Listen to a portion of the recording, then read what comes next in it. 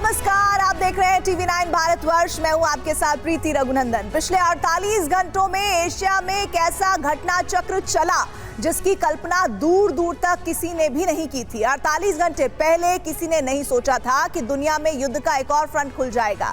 जंग का वो मोर्चा एशिया में दो ऐसे देशों के बीच खुलेगा, इस बारे में दूर दूर तक कोई सोच भी नहीं सकता था। आपको ये जानकर आश्चर्य होगा कि बौद्ध धर्म को मानने वाले थाईलैंड और कंबोडिया दोनों देशों के बीच जो विवाद और संघर्ष शुरू हुआ वो हिंदू मंदिर को लेकर हुआ। थाईलैंड और कंबोडिया दोनों बौद्ध बहुसंख्यक देशों पर सदियों से हिंदू धर्म का गहरा प्रभाव रहा है और दोनों देशों का हिंदू धर्म के साथ एक गहरा नाता भी है। थाईलैंड में तो भारत की अयोध्या नगरी की तरह ही एक अयोध्या भी है, वहां राम भी है और रामायण भी। दोनों देशों में युद्ध के हालात के बीच थाईलैंड की अयोध्या चर्चा में क्यों आ गई है, ये जानने के लिए देखना जरूरी है हमारे खास प्रोग्राम को।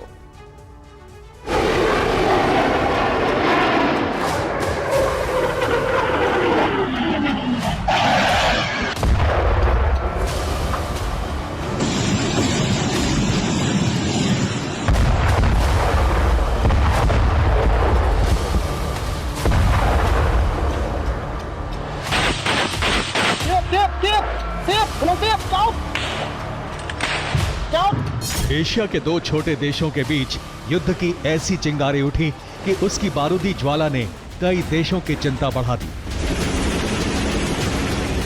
थाईलैंड और कंबोडिया के बीच एक ऐसा विवाद उठा कि दोनों देशों के बॉर्डर पर रॉकेट, मिसाइलें और बम बरसने लगे।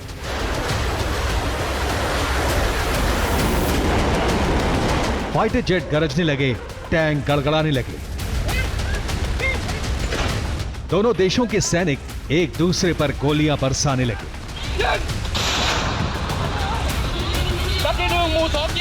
थाईलैंड और कंबोडिया के बीच इस बारूदी टकराव ने भारत को भी हैरान कर दिया है,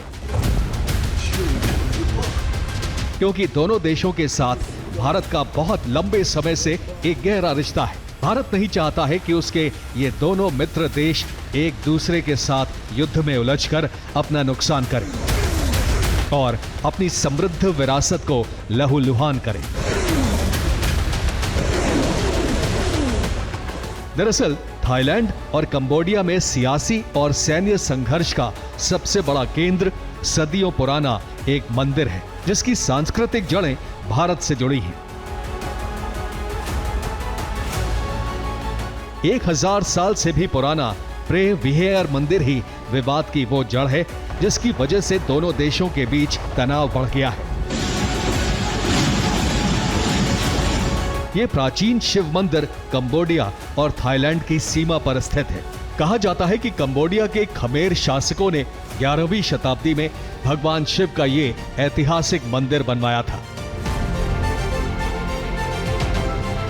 कंबोडिया और थाईलैंड दोनों ही इस प्राचीन हिंदू मंदिर पर अपना अपना दावा जताते रहे हैं। बौद्ध होते हुए भी हिंदू देवताओं, मंदिरों और यहां तक कि रामायण में भी गहरी आस्था रखने वाले दोनों ही देश भगवान शिव की तरह ही भगवान राम में भी अटूट श्रद्धा रखते हैं। थाईलैंड में तो भारत की अयोध्या की तरह ही एक अयोध्या नगरी भी है।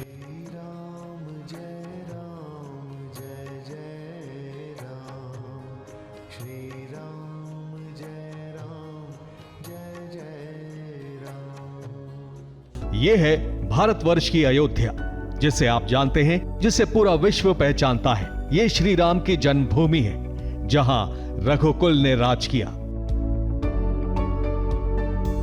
लेकिन एक दूसरी अयोध्या भी है, जिसे बहुत कम लोग जानते हैं। दोनों अयोध्या में गहरा संबंध भी है।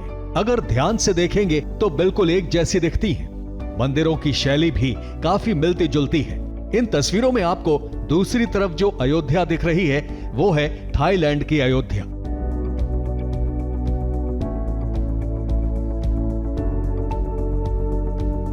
भारत की तरह ही थाईलैंड में सिर्फ अयोध्या ही नहीं है, वहां राम भी हैं और रामायण भी।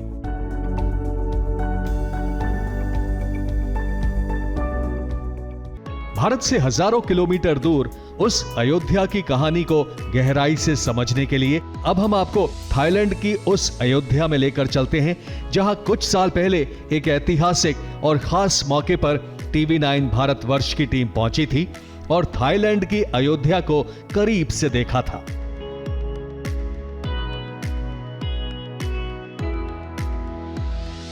थाईलैंड की राजधानी बैंकॉक से 1 घंटे से कम समय में TV9 भारतवर्ष की टीम उस स्थान पर पहुंच चुकी थी जिसे दूसरी अयोध्या कहते हैं।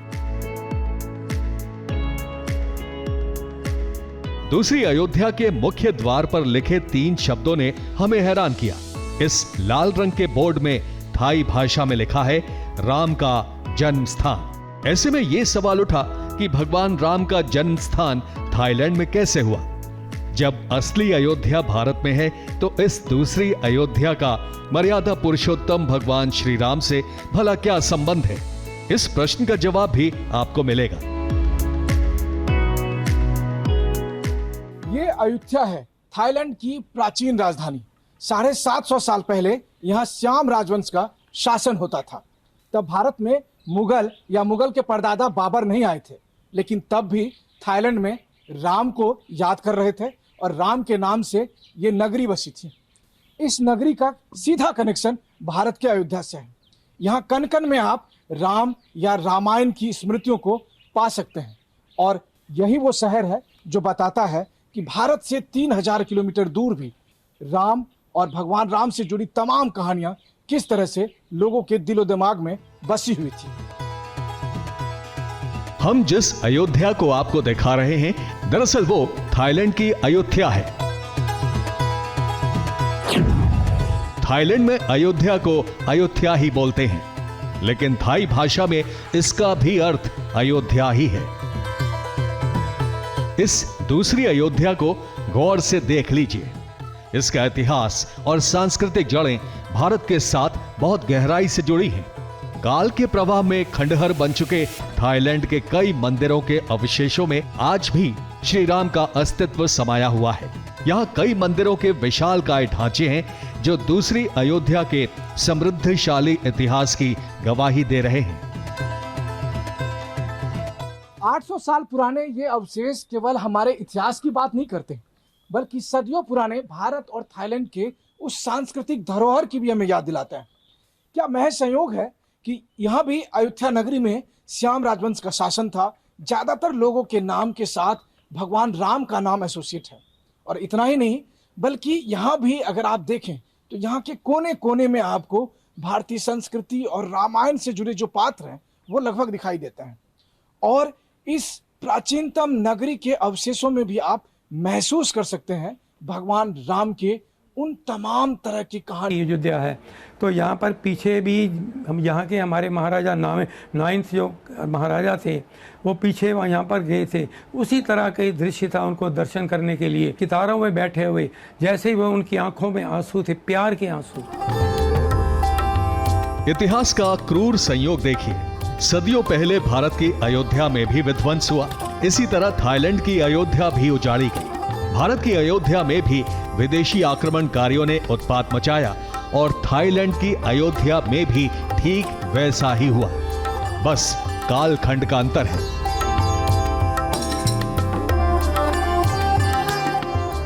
दो 200 साल पहले वर्मा के सैनिक जब इस शहर में पहुंचे तो उसने काफी विध्वंस मचाया, काफी तोड़फोड़ करी और आज उसके अवशेष यहाँ दिखाई देते हैं।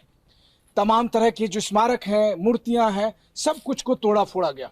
हालांकि आज ये हेरिटेज लिस्ट में यहाँ अंकित है, लेकिन अगर आप इसको देखें तो आपको लगता है कि उस प्राचीनतम नगरी के साथ वर्मा के सैनिकों ने क्या कुछ किया था।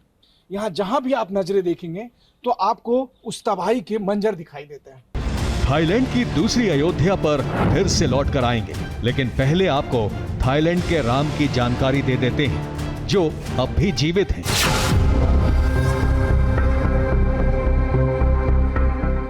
आप चौंक गए ना?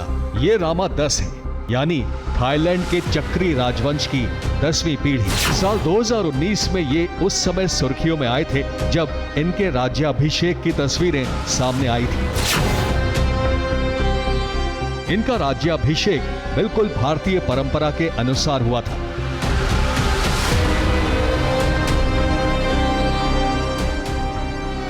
अब सवाल है कि रामायण के नायक श्री राम हैं, तो फिर रामा 10 कौन है? थाईलैंड में पिछले 40 साल से बसे भारतीय ASN शास्त्री ने इस पहेली को और उलझा दी। इनका संस्कृत और हिंदू परंपरा से काफ़ी लगाव है। जो इनकी बड़ी बहन है उनका भी, वो भी संस्कृत के वो काफ़ी विद्वान हैं। काफ़ी इंडिया में उन्होंने डॉक्टरेट डिग्री, पद्म भूषण वगैरह सब हासिल किया उन्होंने। और इंडिया से गंगा जल भी आता है, बड़े बड़े पंडित आते हैं। अब आगे हम जो आपको बताने जा रहे हैं उसे जानकर आपको और ज्यादा हैरानी होगी। भारत में राम भगवान का अवतार है, लेकिन थाईलैंड में राम पूज्य जरूर हैं, पर भगवान के अधीन है। जो भारत में रामायण है वो थाईलैंड में रामकियन है। भारत में रावण के 10 सिर थे, जबकि थाईलैंड में रावण के 10 कंठ हैं। भारत में ब्रह्मा का पुष्कर में सिर्फ एक मंदिर मौजूद है, लेकिन थाईलैंड में तो ब्रह्मा के बहुत से मंदिर हैं। अब सवाल है कि अगर सभी देवी देवता थाईलैंड की अयोध्या में मौजूद हैं, तो वो उजड़ी और वीरान क्यों हैं? आखिर इसका रहस्य क्या है? जब हम देखते हैं कि 800 साल पुराने इस शहर के साथ विदेशी आक्रांताओं ने कितनी तबाही मचाई थी। अब इस मूर्ति को देखिए, इसका सर गायब है, दोनों हाथ यहाँ पर काटे हुए हैं, और यही लगभग इस ऐतिहासिक धरोहर के अलग अलग मूर्तियों या स्मृति चिन्हों के साथ देखने को मिलता है। इस मूर्ति के अलावा भी अगर आप इसके ठीक सामने में भी देखें, ये एक महिला की मूर्ति प्रतीत होती है। इस मूर्ति के भी सर गायब है, दोनों हाथ तोड़ दिए गए हैं। और इतिहास के मुताबिक जब वर्मा के सैनिक इस नगरी में उन्होंने प्रवेश किया था, तो एक एक जो पहचान थी सभ्यता से जुड़ी हुई, संस्कृति से जुड़ी हुई, उसको इसी तरीके से नष्ट किया गया था। और इस इलाके में जब आप घूमेंगे तब आपको महसूस होगा कि विदेशी आक्रांताओं ने किस तरीके से 800 साल पुराने उस इतिहास को पूरी तरह से मिटाने की कोशिश की थी, जो भगवान राम से जुड़ा हुआ था।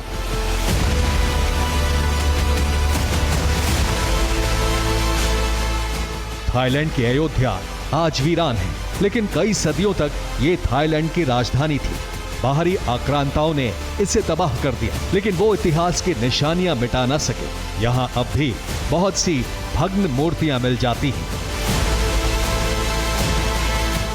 थाईलैंड की इस अयोध्या का भारत के साथ 2 मायने में संबंध को आप देख सकते हैं। एक तो भगवान राम और दूसरा भगवान बुद्ध। यहाँ चारों तरफ जो स्मृति चिन्ह है वो सब कुछ भगवान बुद्ध से जुड़े हुए हैं। जहाँ इस नगरी का नाम अयोध्या था, राजवंश श्याम का था, और हर व्यक्ति या महत्वपूर्ण चीज़ों के साथ भगवान राम के नाम जुड़े हैं, वहीं दूसरी तरफ जो ये आप तमाम तरह के स्तूप या पगोडा देखते हैं, ये सब भगवान बुद्ध से जुड़े हुए हैं। कहते हैं कि एक युद्ध में जब थाईलैंड की अयोध्या वीरान हुई, तो वहां की संस्कृति से जुड़ा हर दस्तावेज जलकर खाक हो गया। लेकिन थाईलैंड की अयोध्या में चक्री राजवंश का महल आज भी शान से खड़ा है। यहाँ पर जो अवशेष बचे हैं वो बताते हैं कि कई सौ साल पहले ये सब कितना गौरवशाली शहर रहा होगा, जब श्याम राजवंश का यहाँ पर शासन था। हालांकि 200 साल पहले जब बर्मियों ने इस शहर को तबाह कर दिया, उसके बाद के जो अवशेष बचे हैं वो अब उन पुरानी गाथाओं को बताते हैं।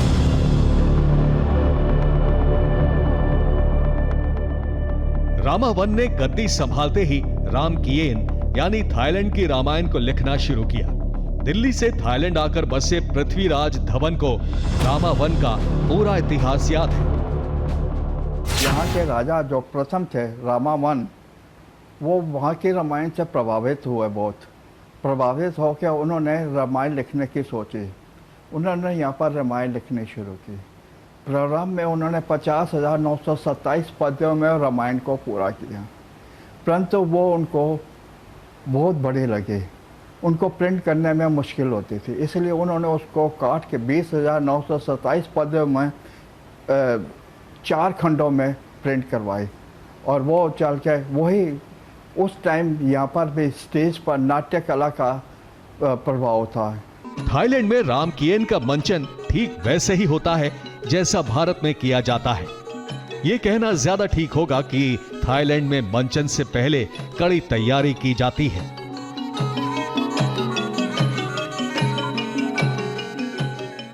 हमारी जो रामायण है वो एक धार्मिक पुस्तक के रूप में है, वो धार्मिक भी है, साहित्यिक भी है, सांस्कृतिक भी है, लेकिन यहाँ की जो रामकीयन है वो धार्मिक नहीं है, वो केवल साहित्यिक और सांस्कृतिक संबंध से रखती है। मान्यता है कि रामायण भारत की अयोध्या से कंबोडिया पहुंची, वहां से इंडोनेशिया होते हुए थाईलैंड आई। इतनी लंबी यात्रा करने के बाद रामायण के शब्दों और कथाओं में बहुत बदलाव आ गया, लेकिन चरित्र नहीं बदले। समय के साथ बैंकॉक बदल गया, लेकिन उसकी संस्कृति नहीं बदली। ये बैंकॉक का एयरपोर्ट है। यहाँ आपको सागर मंथन का संपूर्ण रूप दिख जाएगा। कुछ आगे बढ़ने पर रावण की विशालकाय मूर्ति दिखती है। ये मूर्ति हनुमान जी के पुत्र की बताई जाती है, जिसका नाम स्थानीय भाषा में मयारब है।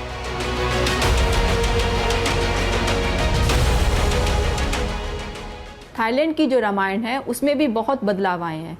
आप यहाँ के जो घटनाएं देखेंगे रामायण की और जो पात्र देखेंगे वो कुछ तो मिलते हुए होंगे और कुछ बहुत अलग होंगे। थाईलैंड में बहुत से मंदिर हैं। अकेले बैंकॉक में ही हिंदू मंदिरों की भरमार है। यहाँ आपको ब्रह्मा विष्णु महेश की मूर्ति भी मिलेगी। देवी लक्ष्मी की भी पूजा होती है। गणपति के तो यहाँ असंख्य मंदिर और भक्त हैं।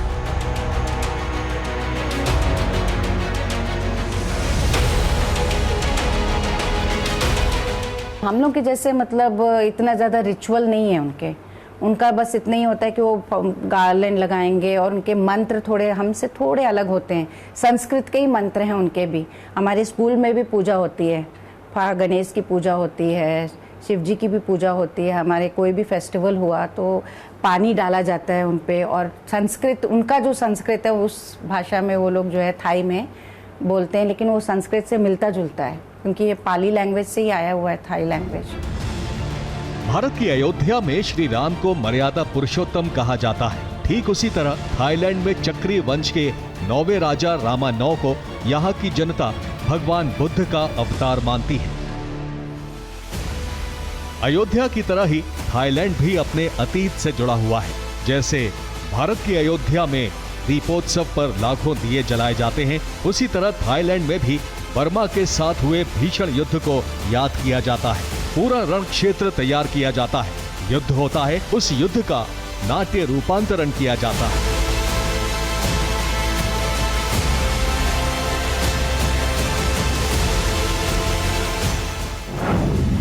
थाईलैंड में बौद्ध धर्म के लोग बहुसंख्यक हैं, फिर भी वहां का राष्ट्रीय ग्रंथ रामायण है और राष्ट्रीय पक्षी गरुड़ है, जिसे विष्णु जी का वाहन माना जाता है।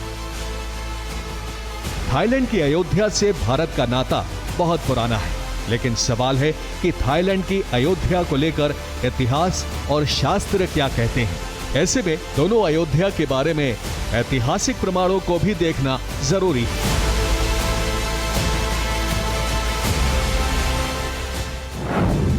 भारत की अयोध्या का उल्लेख वेद पुराणों में मिलता है, जिनका काल ईसा पूर्व का माना जाता है, जबकि थाईलैंड की अयोध्या साल 1350 से 1767 तक अस्तित्व में रही है। रघुवंशियों की 64 पीढ़ी में श्री राम का जन्म हुआ, जो ईसा से 5000 साल पहले माना जाता है। इसी दौर में वाल्मीकि रामायण लिखी गई, जबकि थाईलैंड की रामकीयन साल 1350 से 1767 के बीच की बताई जाती है। चक्री राजवंश भी 1767 के बाद गद्दी पर बैठा। इन प्रमाणों से साफ हो जाता है कि भारतवर्ष की अयोध्या ही सबसे प्राचीन है, लेकिन इसमें कोई संदेह नहीं कि थाईलैंड की अयोध्या भी पावन है और यहाँ भी चक्रवर्ती राजाओं का राज रहा है। इसलिए दोनों अयोध्या भगवान श्री राम और रामायण कालीन परंपरा की विरासत है।